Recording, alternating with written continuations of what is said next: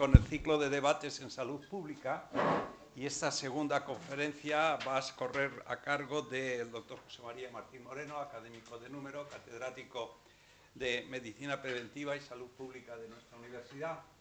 El tema es un tema candente en estos momentos, el tema del Zika, el problema de este virus, que nos va a ilustrar él con el conocimiento que tiene desde el punto de vista epidemiológico de esta nueva patología emergente entre las muchas que están emergiendo en estos últimos años y quienes hemos vivido un poco lo que constituye.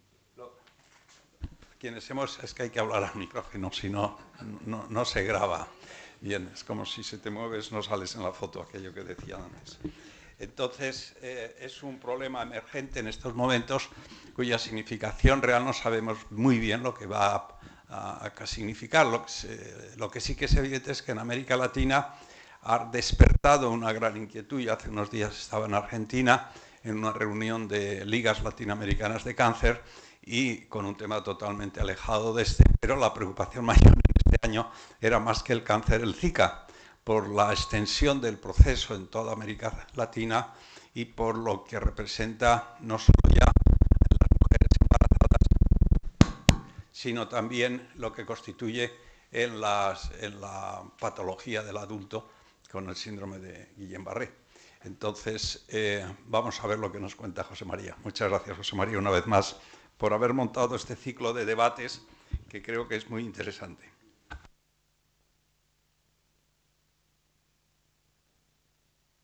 Muchas gracias, querido presidente.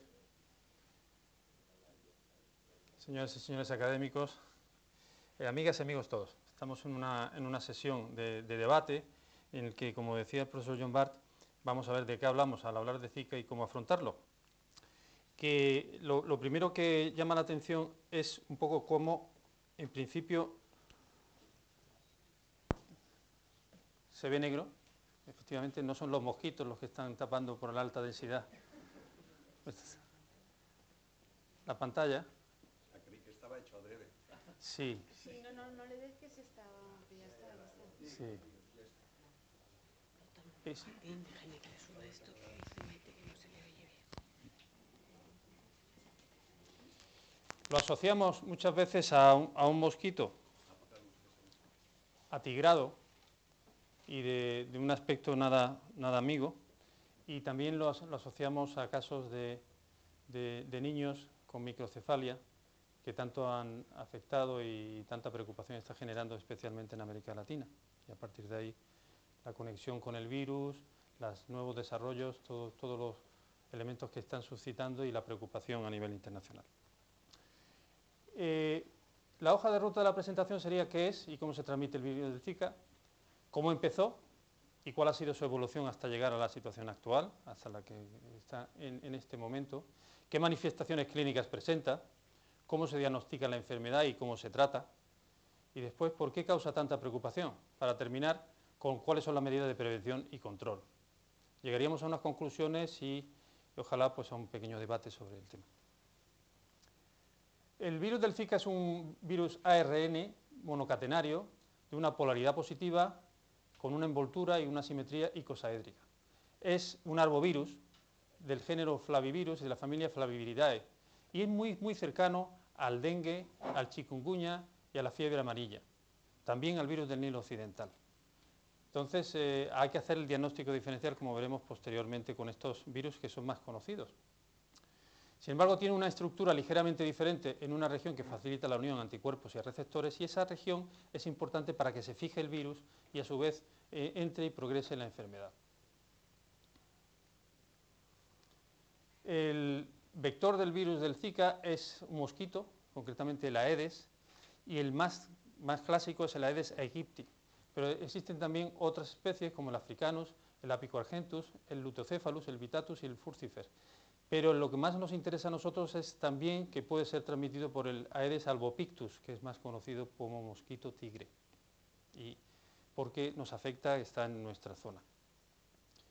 Estos mosquitos tienen una forma de aparecer y desaparecer muy sensibles a lo que es el cambio climático y a los cambios en el nivel de humedad, en el nivel de temperatura y demás.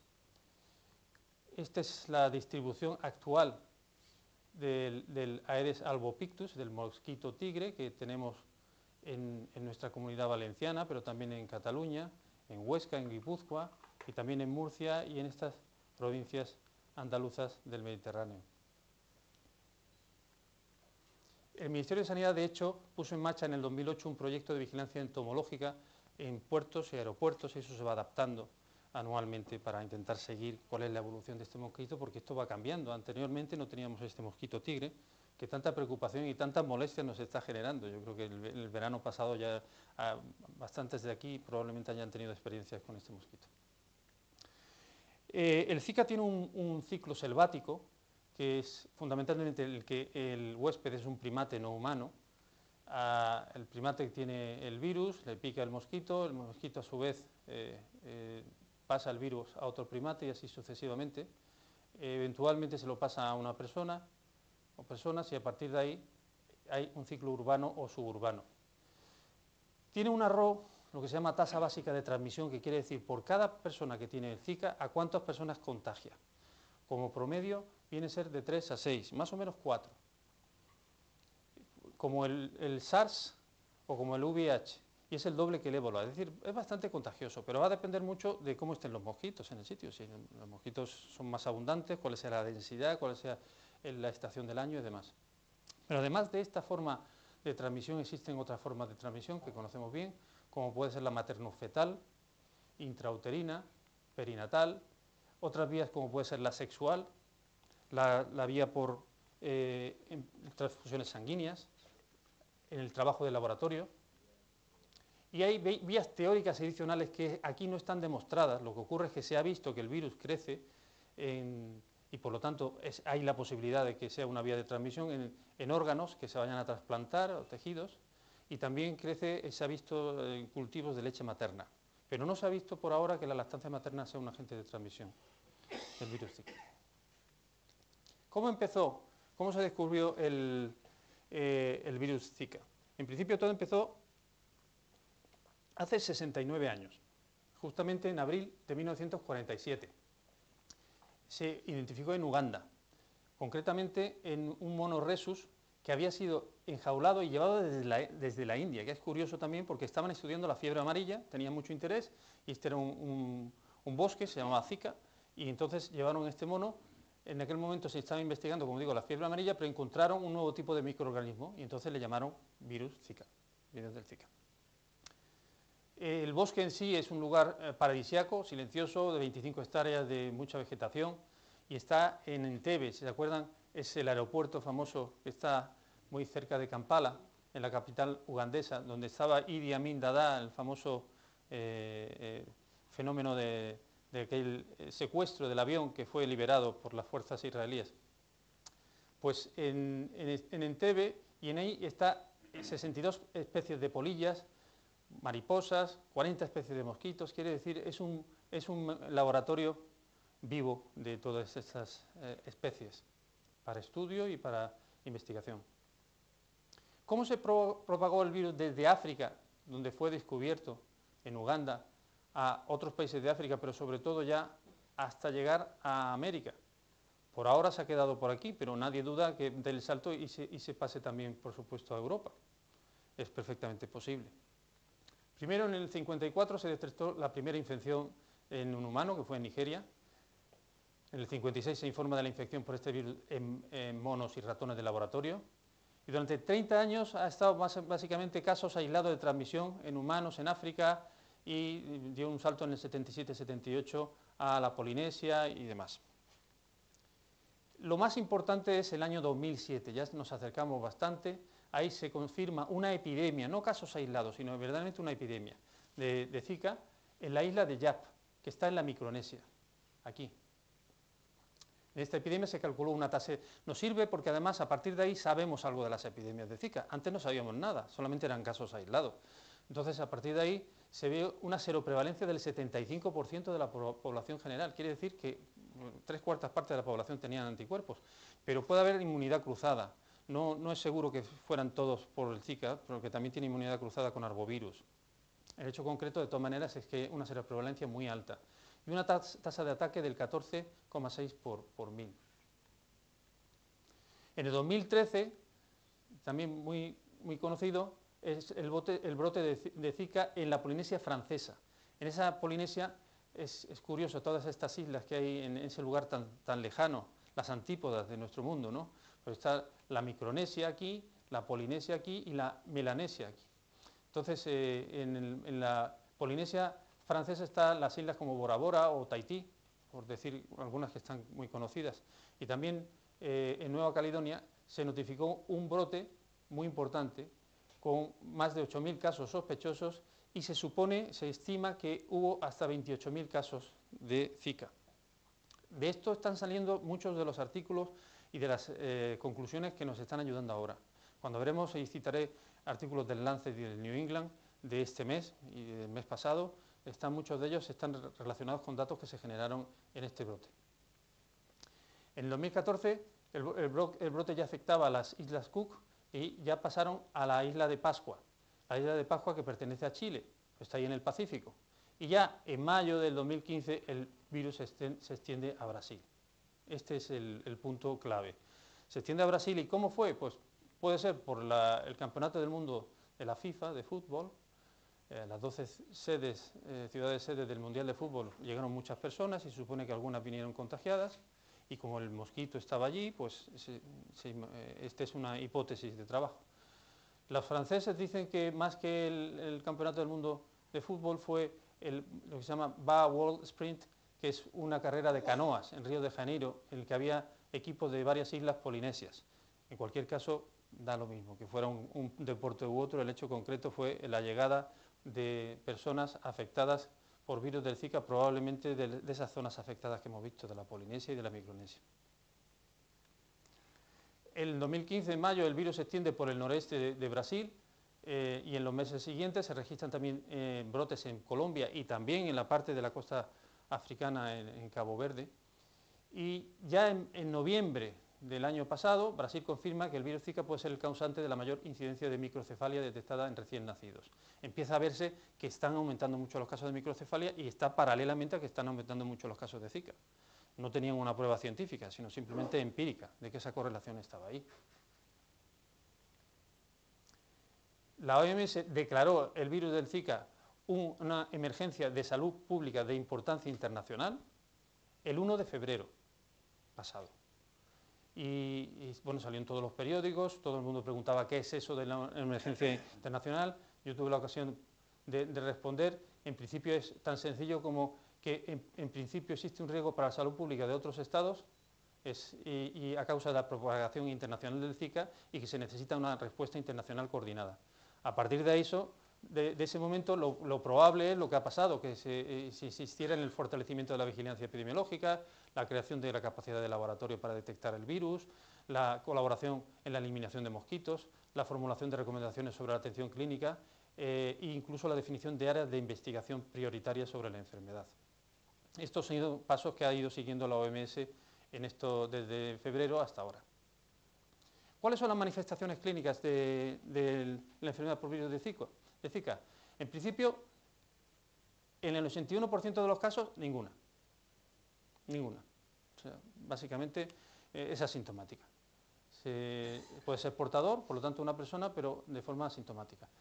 En las personas que tienen síntomas, el periodo de incubación es de 3 a 12 días y el cuadro clínico que no necesita normalmente hospitalización y que no suelen terminar en exitus, suele ser un cuadro febril agudo, es el 19%, en lo complementario al 81%, por supuesto. Dura entre 4 y 7 días, puede confundirse con el dengue, es más suave que el dengue, pero se puede confundir mucho con el dengue, y tiene fundamentalmente fiebre, que no es muy alta, suele ser más baja de 39, entre 38,5 aproximadamente. Un rash macopopular pruriginoso, mucho picor, esto es muy importante, que suele comenzar en la cara y luego se extiende.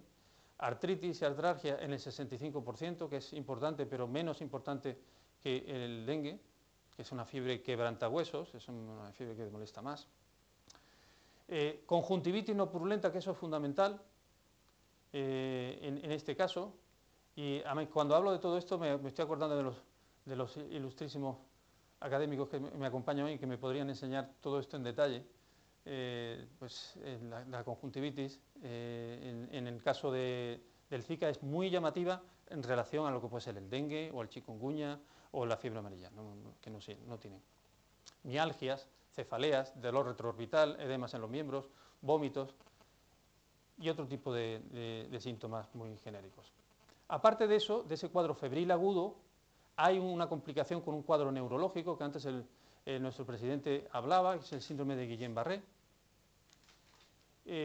Puede darse también casos de meningoencefalitis y mielitis agudas y pueden darse también malformaciones congénitas en embarazadas infectadas. Si hacemos un cuadro de diagnóstico diferencial, la comparación de los síntomas clínicos en las infecciones por Zika, dengue y chikungunya, vemos que lo que tenemos como algo menor son las mialgias y artralgias y las linfadenopatías.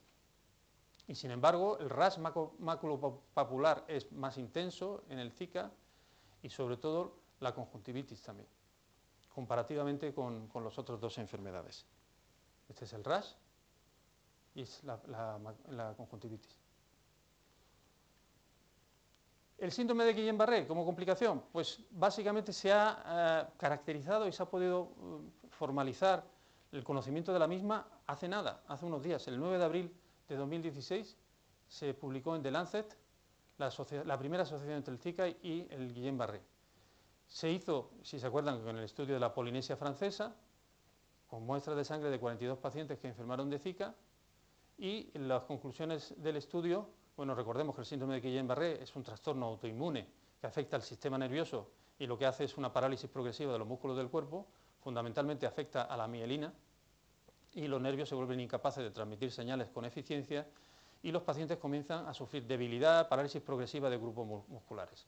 Pues bien, el estudio en sí de los franceses del Instituto Pasteur dice que es un subtipo de Guillain-Barré, es una neuropatía axonal motora aguda que se desarrolló en pacientes infectados de Zika en torno a 6 días después de la infección.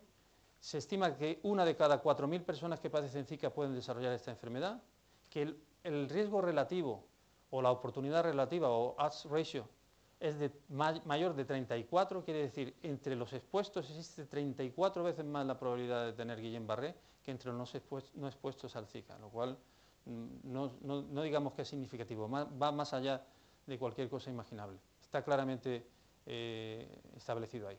Y aparece más en hombres que en mujeres, aunque también se da en mujeres, y el riesgo se incrementa con la edad.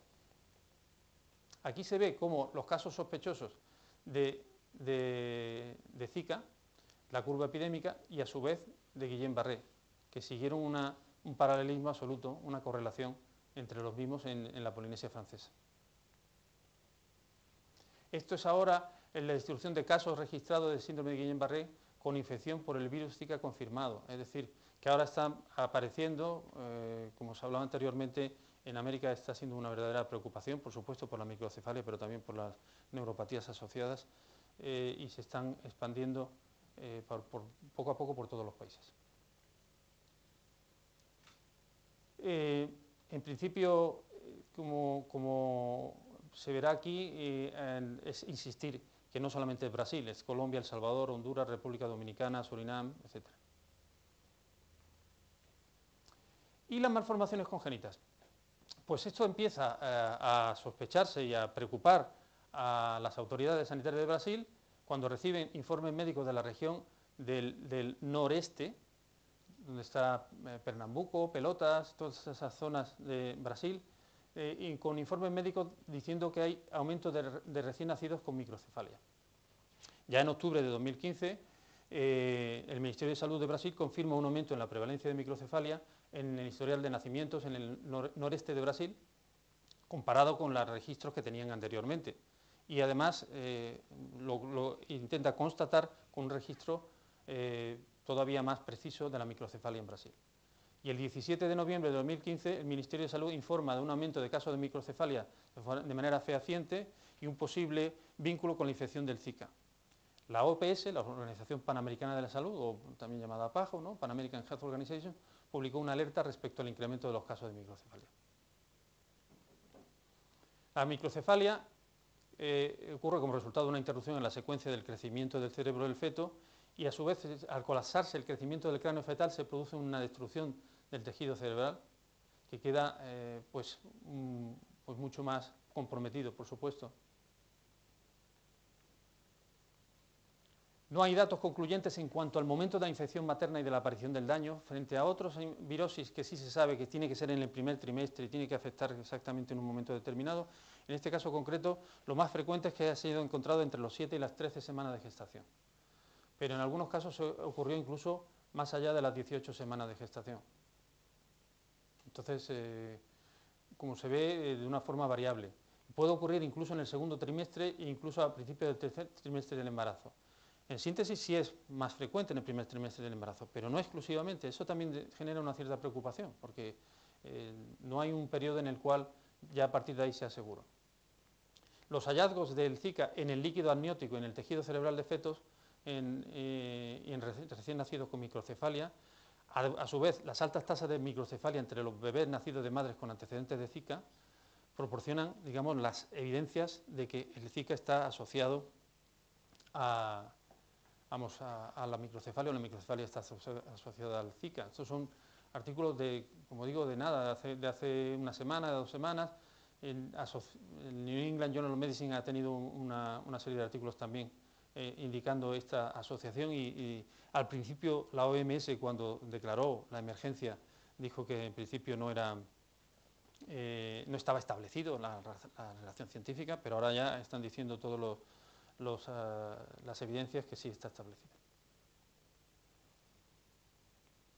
En principio estos son los casos que ha habido de síndrome congénito asociado a la infección por virus de Zika. La mayoría han sido en Brasil, pero también en Colombia, en Martinica, en Panamá y en Estados Unidos. Y este es el niño primero al que se fotografió. Normalmente se guarda el anonimato del niño, pero en este caso concreto se hizo público. Ha sido el niño que salió en todas las primeras fotografías y luego a su vez cómo lo lavaban ahí en un cubo y llamó la atención. Ha habido incluso ONGs interesadas en ayudar porque es una familia muy humilde. ¿Cómo se diagnostica la enfermedad? En principio vamos a ver aquí criterios desde el punto de vista de los diferentes protocolos. Un caso sospechoso de enfermedad es un paciente que presenta exantema, habitualmente maculopopular y pruriginoso, presenta una elevación de temperatura corporal, quiere decir fiebre, y uno o más de los siguientes síntomas: conjuntivitis no purulenta o epidemia conjuntival, artralgias o mialgias y cefalea o malestar general. Hay que hacer diagnóstico diferencial con dengue y chikungunya, por lo tanto son los síntomas que antes habíamos visto en la descripción previa. Los criterios de laboratorio son la presencia de anticuerpos IgM en una única muestra de suero o sobre todo la seroconversión de la IgG específica del virus. En principio hay detalles: el primer suero se recoge al inicio de la enfermedad, el segundo a los 10-14 días después y aumenta 4 veces el título entre muestras recogidas en fase aguda y fase convaleciente. Cuando se hace un criterio de laboratorio para caso confirmado es más el aislamiento del virus en sí y la presencia del ácido nucleico viral en una muestra clínica, aparte de detección de anticuerpos neutralizantes en el suero. Hemos dicho que es el criterio clínico, el criterio de laboratorio y luego el criterio epidemiológico, que es cuando la infección ha tenido lugar al mismo tiempo y en la misma zona donde se han producido otros casos probables o confirmados de enfermedad por virus de Zika, o residir o haber visitado áreas epidémicas para el virus Zika en los 15 días anteriores a la aparición de los síntomas. Con esos 3 elementos del rompecabezas, el elemento clínico, el de laboratorio y el de epidemiológico, se forjan las definiciones oficiales que muchas veces verán: caso sospechoso, caso probable o caso confirmado. Un caso sospechoso es con la persona que cumple el criterio clínico que hemos visto anteriormente y algún criterio epidemiológico. Un caso probable es una persona que cumple el criterio clínico y además de eso el criterio de laboratorio de caso probable. Y el caso confirmado, la que cumple el criterio clínico, pero que también cumple el criterio de confirmación de laboratorio. Es decir, en este caso IgMs o IgGs de seroconversión y en este caso concreto, como hemos visto anteriormente, aislamiento del virus, presencia del ácido nucleico viral o anticuerpos neutralizantes en suero, para el caso confirmado. Con esos 3 elementos, y perdón por poner aquí también muchas definiciones de estas, pero son útiles después para cuando venga la ocasión, le llaman. ¿Cuándo se llama un caso importado? Pues una persona que satisface algún criterio de confirmación de laboratorio, que haya estado en el extranjero, en una zona endémica, en la que se haya detectado la circulación del virus, al menos 15 días antes del inicio de los síntomas. Eso es un caso importado. Un caso autóctono es cuando no haya antecedente de viaje a zona endémica al inicio de los síntomas, y sin embargo que sí que se ha demostrado que es un caso de Zika. Y luego un brote es cuando ocurren simplemente 2 o más casos en un lugar con relación epidemiológica. El primer caso nunca puede ser un brote, porque el primer caso siempre es importado, pero ya a partir del segundo puede empezar a estudiarse como tal brote, aunque sea menor. ¿Y cómo se trata? Pues habrán oído, y así es, que en principio no hay vacuna ni terapia específica. En principio el tratamiento se dirige a ser sintomático, a aliviar los síntomas. Fundamentalmente reposo, acetaminofén o paracetamol, para el alivio de la fiebre, antihistamínicos para controlar el prurito, y importante recordar que no se recomienda para nada la aspirina por el riesgo de síndrome de Reye y por el sangrado y el síndrome de Reye en niños menores de 12 años. Incluso tampoco se recomienda los antiinflamatorios no esteroideos, los AINES, por si la causa del cuadro clínico fuera dengue o chikungunya, y en general en estas virosis está contraindicado el uso de AINES. Es mucho más seguro el uso de paracetamol. Y junto a ello es importante recordar un remedio que es fundamental, que es evidentemente hidratarse bien, ingerir abundantes cantidades de líquidos para reponer la depleción por sudoración, por vómitos o por otras pérdidas.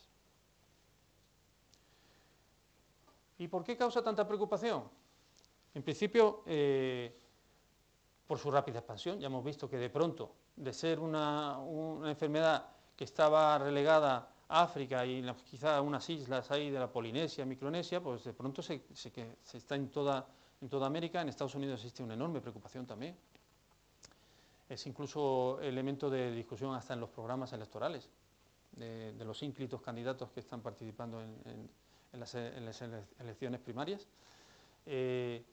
Y no cabe duda que tenemos el riesgo de que pase perfectamente también a Europa. O sea, que eso es un elemento de... Porque no tenemos vacunas o tratamiento específico, por ahora, por las complicaciones fetales y neurológicas que hemos hablado anteriormente, que hicieron que se definiera como una emergencia de salud pública de carácter de importancia internacional, y, cómo no, por su impacto en la economía, y en particular en el turismo, en los Juegos Olímpicos, en los eventos, en las zonas afectadas, etc. En ese sentido, existen, por supuesto, todo tipo de pensamientos, desde los conspiranoicos, que hablan de que sí es otra estafa gigantesca, que esto es un invento, no existe, que es una herramienta para reducir la población, incluso. Esto lo pongo como una curiosidad. Al otro extremo, en el cual existe alerta máxima, pues en Colombia ya tienen más de 20.000 casos de personas infectadas por el virus Zika y 2.100 están embarazadas y están francamente preocupadas, legítimamente preocupadas. Los Juegos Olímpicos, por supuesto, es un gran movimiento en el que se mueve muchísimo dinero y demás. Entonces, ya ha habido muestras de mucha gente que va a dejar de ir. No solamente eso, incluso delegaciones completas como Estados Unidos o Kenia ponen en cuestión los Juegos en Río, preocupados por el virus, que podrían encontrar en la aglomeración olímpica un gigantesco caldo de cultivo. Sí. O sea, ha habido incluso ya delegaciones que se cuestionan o que están poniendo... No creo que al final dejen de ir, pero no se sabe, también vamos a ver las evoluciones. Aquí opina todo el mundo, nuestro gran Rafa Nadal también minimiza la preocupación, yo creo que no frivoliza, sino que dice tampoco que esto se puede controlar y demás.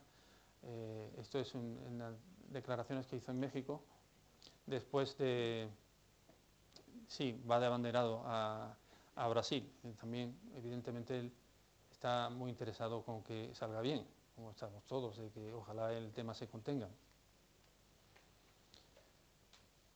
Lo cierto es que desde el 1 de enero del 2007 al 2016, ahora hasta hace unos días, que es el último dato que yo he podido sacar, la transmisión del Zika ha sido documentada en 66 países y territorios diferentes, de la región africana, de la región americana, de la región del sudeste asiático y de la región del Pacífico occidental. Diferentes tipos de... Aquí se ven diferentes países y a su vez transmisión de Zika persona a persona por vías diferentes a la transmisión por mosquitos, es decir, aquí por vía sexual, como he hablado anteriormente, por vía diferentes a lo de los mosquitos, también en Argentina, Chile, Perú, Estados Unidos de América se ha producido, en Europa, en Francia, Italia y Portugal hemos tenido casos transmitidos vía sexual, y Nueva Zelanda. El caso es que tenemos una curva epidémica o una evolución, una tendencia francamente exponencial. ¿Y qué podemos hacer? ¿Cuáles son, ya para terminar, las medidas de prevención y control? Pues lo primero de todo, por supuesto, hacer lo que antes hemos estado comentando: vigilancia, detección de laboratorio, manejo clínico, pero debemos hacer también medidas de saneamiento ambiental, evitar la picadura de mosquitos y recomendaciones a viajeros y a grupos especiales.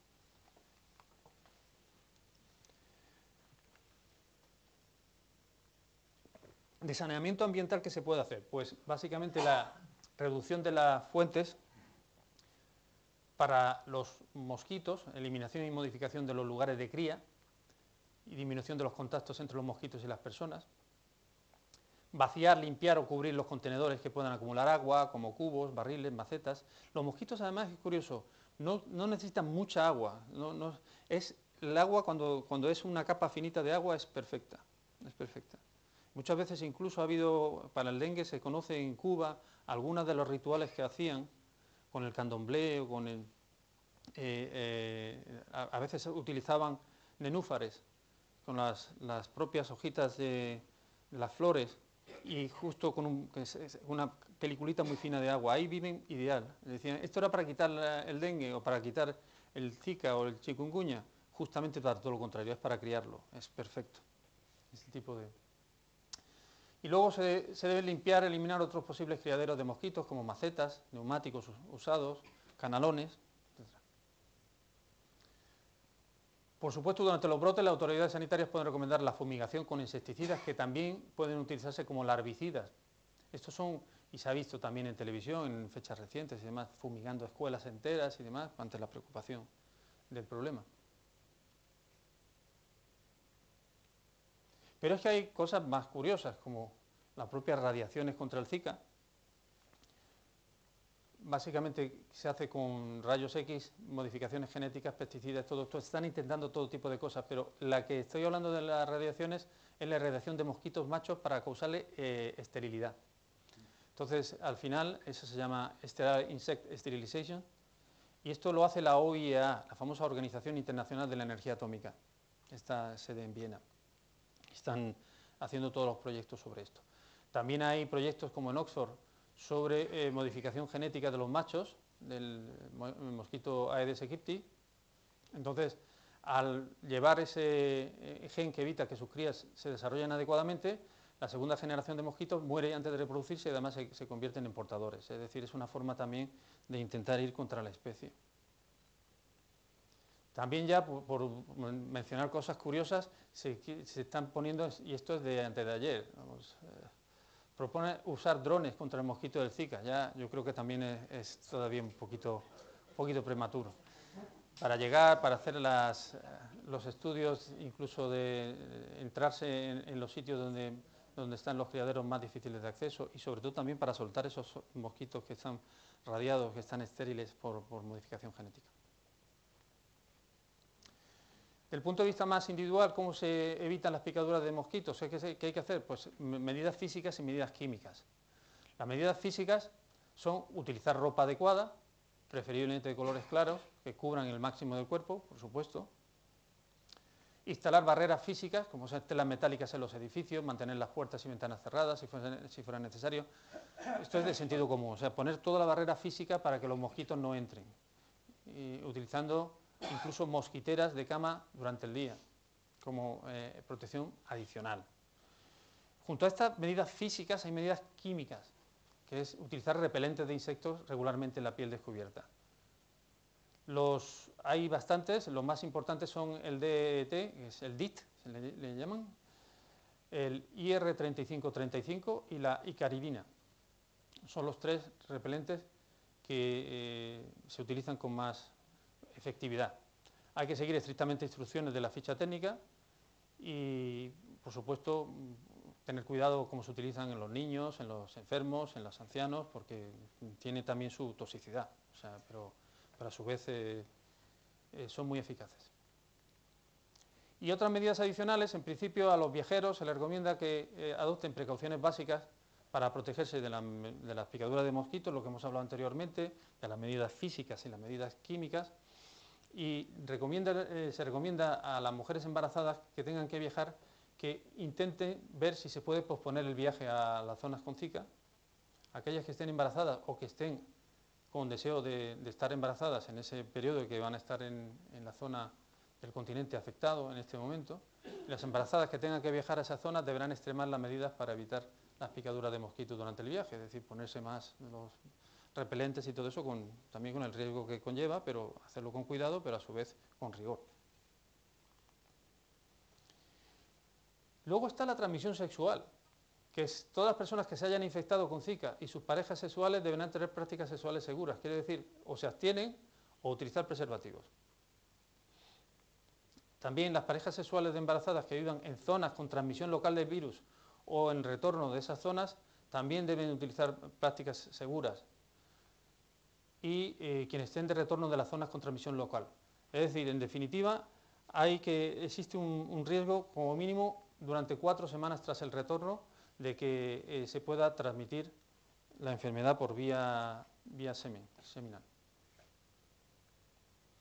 Hay recomendaciones adicionales también para las embarazadas, que por supuesto si vienen de aquellas zonas y que tengan un cuidado especial.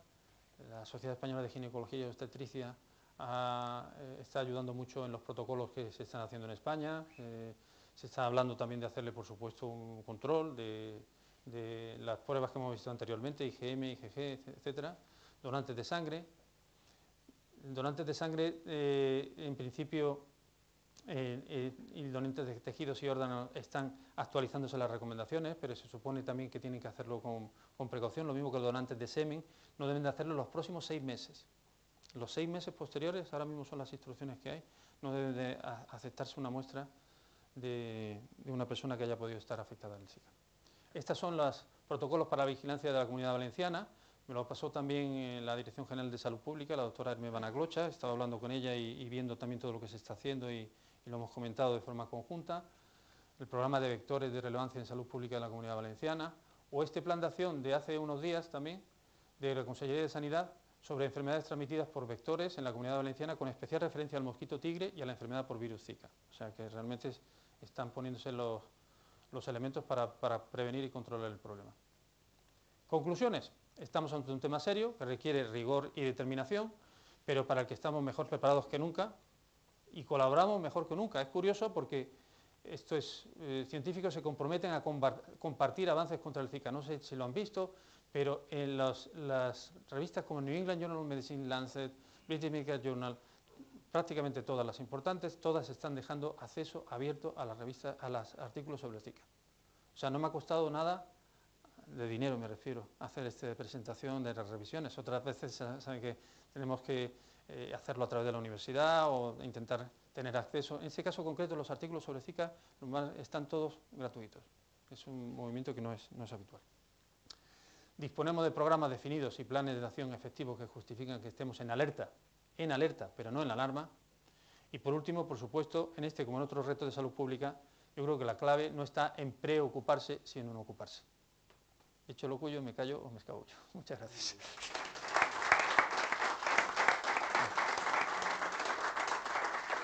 Muchas gracias, José María, por la interesantísima y magnífica presentación. Yo creo que nos ha actualizado el problema de una manera magistral y ha abierto un poco la conciencia de la realidad de esta situación. Sin duda hay preguntas y comentarios. Cuando quieras, justo. Ya, mi desconocimiento me lleva a hacerte la siguiente... Perdón, hablar al micrófono, con lo cual queda grabada la... Decía y digo que mi desconocimiento me lleva a hacerte la siguiente pregunta. ¿Dónde está el mayor riesgo? ¿En el mosquito o en la transmisión a través de las personas que ya han sido picadas e infectadas o lo han adquirido por previos contactos?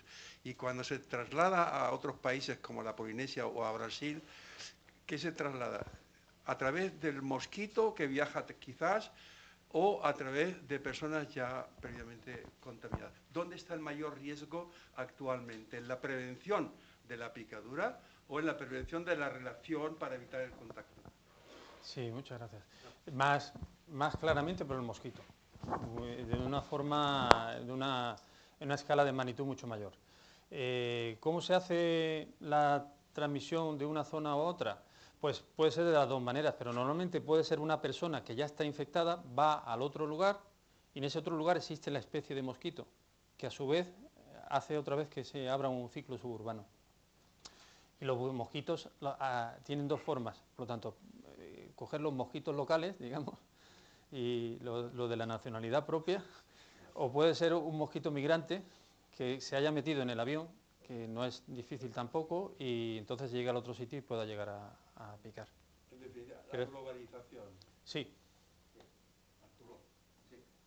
Bueno, ha sido muy interesante Muchas la gracias. conferencia y no hace falta, yo tengo voz suficiente. Es que si no, no se graba. No se graba, vale. Pues que ha sido muy interesante la conferencia y surgen siempre interrogantes.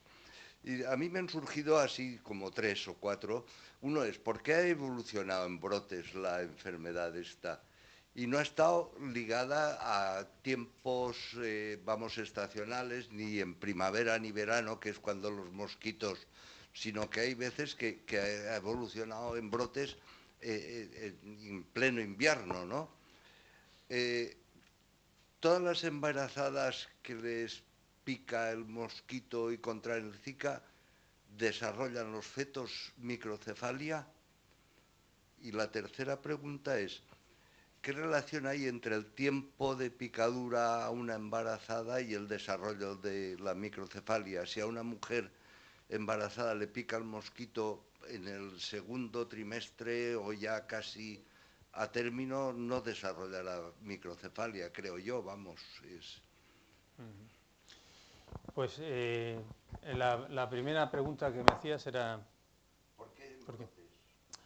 En primer lugar, porque estamos hablando de unas áreas tropicales y en esas áreas tropicales existe una temperatura alta a lo largo de todo el año.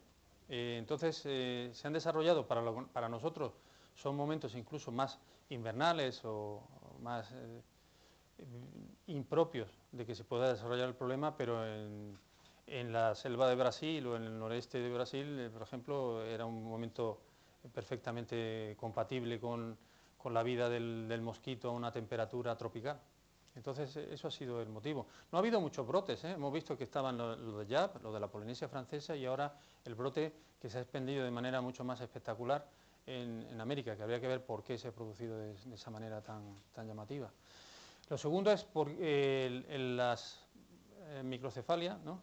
Sí, todas las embarazadas, el feto desarrolla microcefalia. No, ni mucho menos. No, todavía no tenemos cifras muy claramente establecidas, pero en cualquier caso, entre todas las infectadas por Zika y después pueden desarrollar microcefalia con 1 de cada 100, como haciendo una sobreestimación. Y la otra es el tiempo entre... ¿Cuándo tiene que picar el mosquito para que se desarrolle la microcefalia? Hemos hablado anteriormente de que es más frecuente que sea en el primer trimestre del embarazo, pero sorprendentemente ha habido casos de microcefalia en mujeres que habían adquirido la enfermedad en el segundo trimestre y posterior.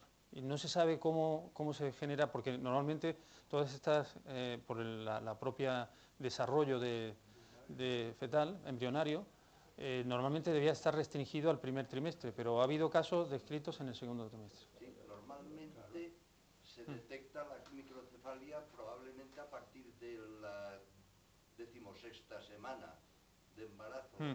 Previamente no se nota, no se detecta, es a partir de la... Cierto. ¿Deja inmunidad? Sí, deja inmunidad. Gracias. Gracias. Muy bien.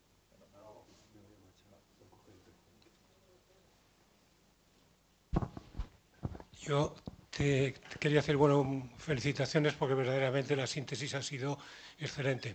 Te quería preguntar una cosa. En el momento actual, probablemente la batalla o lo que más podemos hacer es la lucha contra el mosquito.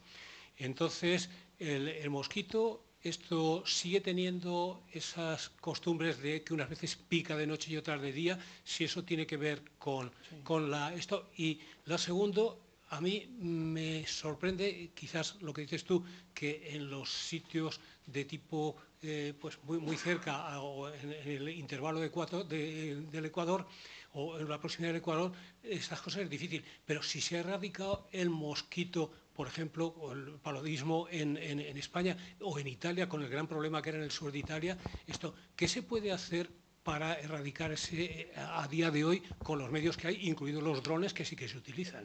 Sí que se utilizan, por ejemplo, para la procesionaria del pino en otros países, sí que se utilizan, porque si no habría que pinchar bolsa por bolsa y con buenos resultados. Perdón. Sí. Bueno, respecto a esto último, la forma de intentar combatir el mosquito, como digo, es un elemento que está ahora bajo investigación y bajo desarrollo. Estamos hablando de modificaciones genéticas, estamos hablando de irradiación de mosquitos para hacerlos estériles, estamos hablando de utilización de mecanismos para llegar a los criaderos e intentar eliminarlos. Hay muchas formas. En el caso del Anopheles maculi pecni, en el caso del paludismo aquí, pues se utilizaban las gambusias, todo esto para intentar, digamos, las larvas de los mosquitos que no crecieran. Es decir, existían diferentes mecanismos. Sí que es verdad que ahora el tema de los desarrollos de los mosquitos puede perfectamente cambiar los que tenemos y los que podemos tener en un año.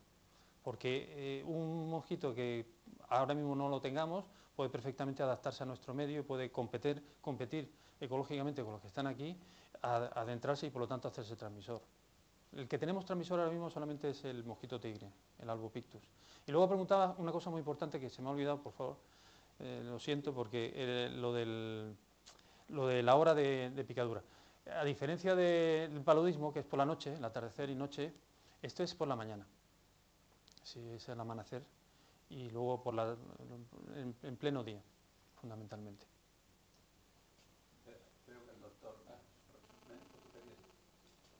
Sí, he visto que has mezclado un poco el Aedes aegyptium y el Zika, y nosotros teníamos ya conocido, ya casi desde que Napoleón estuvo con los de la Piedra Roseta y tal, estuvo en las pirámides, había una conjuntivitis muy aguda, no de estar disperdido, muy aguda, edematosa, con mucha legaña, mucha secreción, que llamaba Egyptium, esto conjuntivitis egipcia. O sea que, pero nosotros la hemos tratado o ha desaparecido y la hemos siempre distinguido del tracoma, porque es zona también parecida al tracoma, que tiene distinta característica. Lo que pasa es que hablar de conjuntivitis es muy vago, porque claro, la conjuntivitis está hoy, se me ha hinchado, pero que lo mismo que dice hiperemia. Hiperemia, lo anuncian hasta en televisión, oiga, pongáis estas gotas sin control. Ahí hay un poco de, digamos, ese mosquito, si es que existía, nosotros lo teníamos ya estructurado en nuestros estudios, pero yo ya no me acuerdo ya nada porque ha desaparecido, que bajo el punto de vista de tratamiento con los antibióticos ha desaparecido. Seguramente será otro tipo, no lo sé. Es un comentario más. Muchas gracias. Sí. ¿Eh? No sé exactamente, por supuesto, responder a la última parte, pero lo que sí es cierto es que es más que mosquito es la biliasis. Es el Zika lo que está en la secreción del ojo. Es muy inespecífica, efectivamente, pero bueno. Otra cosa que quizá no haya yo entendido muy bien es el dolor retrocular. Porque el dolor retrocular, no ser que haya una inflamación en la grasa orbitaria, en la parte de atrás, normalmente recordamos todos las migrañas. Ya tenemos un dolor ocular, retrocular, que además está latiendo, ¿no? Generalmente tiene una reacción de tipo neurológico, digo, de espasmos, pero no hay inflamación ahí muy típica. Por eso eso retrocular es un poco también, me parece. Está escrito en me parece. Sí. Lo juzgo como oftalmólogo, no como tú que eres más experto. Muchas gracias. Bueno, primer lugar, enhorabuena, José María, muy bonita la conferencia y indudablemente muy ilustrativa. Hay una cosa que yo estaba pensando que no es tan fácil que se ocurra así, es que sea el mosquito el que nos las transmita de un continente a otro y nos venga en un avión. Es más fácil que sea la persona que lo lleva, no por nada, sino porque estos insectos, su vida impide esos viajes tan largos y no son inmigrantes, no producen migraciones. Y luego otro problema que hay es que una forma en que se luchó contra estas enfermedades históricamente, paludismo, etcétera, fue desecando aquellas charcas donde eran, digamos, sitios de reproducción con facilidad de estos insectos. A partir de los años 70 hay un movimiento ecologista muy fuerte que se pone de moda, que hay que recuperar todos estos humedales porque también son las fuentes donde indudablemente determinadas aves migratorias van. Y yo justamente aquí se crea la sociedad Xumed, por ejemplo, sí que los conozco mucho, y era una de los que decía, muy bien, me parece muy bien que protejamos, pero tener en cuenta que esto se hizo para prevenir determinadas enfermedades. Si se recuperan, luego habrá que montar los sistemas de lucha para evitar que esto vuelva a ser una fuente de enfermedad. Y parece ser que sí se recuperan humedales, pero luego cuando se intenta, digamos, proteger frente a estos insectos, viene otro problema ecológico, y es que ¿qué insecticidas utilizamos? ¿Qué problema estamos causando? Estamos ahí, digamos, en unos ciclos que, no es difícil, que es bastante difícil salir de ellos. Simplemente era un comentario. Muchas gracias. Ciertamente. Y aquí tenemos unos cuantos humedales. Sí. Aquí. Lo mío es muy sencillo, pero a lo mejor tiene importancia desde otro punto de vista. ¿Solo es transmisión desde humanos o también interviene el resto zoológico o algunos? Sí, intervienen los monos, los primates. Nosotros somos primates también. Pero el ciclo selvático, los monos lo mantienen y en principio puede ser una fuente de contaminación también. Pero siempre a través del mosquito, no el mono directamente, a través del mosquito. Sí, José María, muchas gracias por la información que siempre nos llega a través de la prensa y a veces de dudoso rigor. Y mi pregunta sería, claro, el 81% de esta infección, infección, pues es asintomática. Claro, entonces la pregunta sería, la incidencia de las complicaciones, que al fin y al cabo es lo importante de esta enfermedad, tanto las complicaciones de Guillain-Barré como la microcefalia en las embarazadas, ¿es igual en el paciente sintomático y en el paciente asintomático? Muy bueno. Porque claro, si es el paciente asintomático también nos metemos en otro lío, en el cual aquellas personas que han visitado zonas de riesgo, ¿qué hacemos con estas personas? Esto ocurre mucho y por lo cual muchas veces se infraestima cuál es la circulación que existe de una enfermedad. Hemos visto la seroprevalencia que estaba hasta en el 75%, es decir, había llegado con toda la inmunidad cruzada que pueda haber con otros arbovirus, es muy alta, que el 75% de una población de una isla esté y digamos haya generado anticuerpos contra el virus, demuestra un contacto muy intenso, ¿no? Entonces ahora mismo no sabemos muy bien, el 81% es como el iceberg, ¿no? El iceberg, lo que tenemos debajo y no vemos, quita toda la magnitud. En principio no hay evidencia de que estas personas que no tengan síntomas no puedan desarrollar luego el Guillain-Barré y los posibles, no existen evidencias de eso. Lo que pasa es que nos focalizamos más en las que hayan tenido síntomas, porque son las que tenemos antecedentes claros. Muy bien, pues bueno, cerramos ya los círculos con la pregunta de Juan.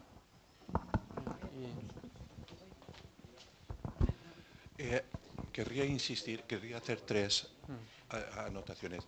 En primer lugar, darte las gracias por la información tan escueta y al mismo tiempo tan actual que nos has dado. La primera observación, la primera apunte que quería hacer es precisamente sobre lo que tú has insistido, sobre la seroprevalencia alta en las islas de Samoa. Se han hecho estudios en otras áreas que demuestren una tan elevada seroprevalencia, porque si en otras áreas la seroprevalencia es baja, estaríamos casi seguro hablando de un endemismo, es decir, de un residuo que se ha generado o que estaba en alguna isla de la Polinesia y tal, se ha expandido. La otra cuestión que querría comentarte es, has saltado ahí unas imágenes en la cual de un niño que es hidrocefálico, pero que a la vez, perdón, de un individuo que es microcefálico, de un niño que es microcefálico, pero que a la vez es hidrocefálico, es decir, tiene una dilatación ventricular tremenda. Eso nos está hablando, aunque la relación causa-efecto en ese tipo de relaciones es probabilística más que determinista, eso nos está hablando, más que una falta de desarrollo cerebral, de una destrucción neuronal. Es decir, en esto, cuando hay una falta de desarrollo cerebral, cuando hay un déficit en la multiplicación, en la neurogénesis, no se produce, hay microcefalia, pero no hidrocefalia. Cuando se produce una hidrocefalia y a la vez hay microcefalia, es porque las neuronas se han destruido. Y eso explicaría el hecho, yo me imagino que si hay casos en el primer trimestre y hay casos más allá del primer trimestre, debido a que la neurogénesis es muy precoz, prácticamente lo que es la estructura del sistema nervioso acaba en las 4 o 5 semanas primeras postgestacionales, eso nos estaría hablando de que es muy probable que los que se infectaron en el primer trimestre si tienen microcefalia no tuvieran hidrocefalia. Hay otra cosa que creo que vale la pena incluir en la exposición. A mí me hubiera gustado que cuando hablo del cuadro clínico lo hubieras hecho no como ya sé que no hay tiempo, pero sería estimable que se estableciera de una manera patocrónica, porque esas manifestaciones que tú has comentado son prácticamente las mismas, incluso con las mismas complicaciones que la infección por Mycoplasma pneumoniae, si exceptúas la neumonía, que no es un hecho relevante en la infección por Mycoplasma pneumoniae. Es decir, ese cuadro que tú has descrito ahí, gripal, con una fiebre no muy alta, con las artralgias, con las mialgias, con la conjuntivitis, con el síndrome de Guillain-Barré, con el exantema, eso es lo que da el Mycoplasma pneumoniae. Entonces, lo digo esto para que yo creo que sería útil en nuestro ámbito incluir también en el posible diagnóstico diferencial, además del dengue y el chikungunya, el Mycoplasma pneumoniae. Y al mismo tiempo, si se pudiera definir la patocronia de la aparición de los síntomas, a nosotros, por lo menos a los clínicos, nos permitiría diferenciar esto de cuadros similares, como puedan ser reacciones a medicamentos, como puedan ser otras infecciones en individuos no infectados, etcétera, etcétera. Reitero las gracias por la concisión y